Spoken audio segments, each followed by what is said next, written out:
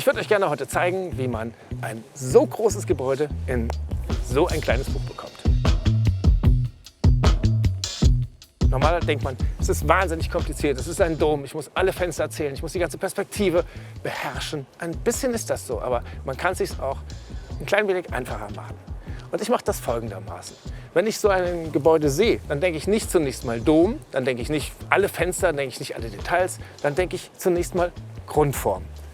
Und die Grundform von diesem Gebäude ist eigentlich so ein kleiner Berg und daneben noch so ein kleinerer Berg.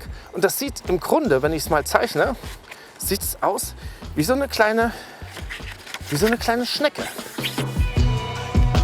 Also, ich beginne mit der Grundform. Die Grundform ist eine Schnecke. Und womit mache ich das? Ich habe hier diese Pigment Brush Pens von Staedtler. Der trocknet einfach sehr schnell an, ja?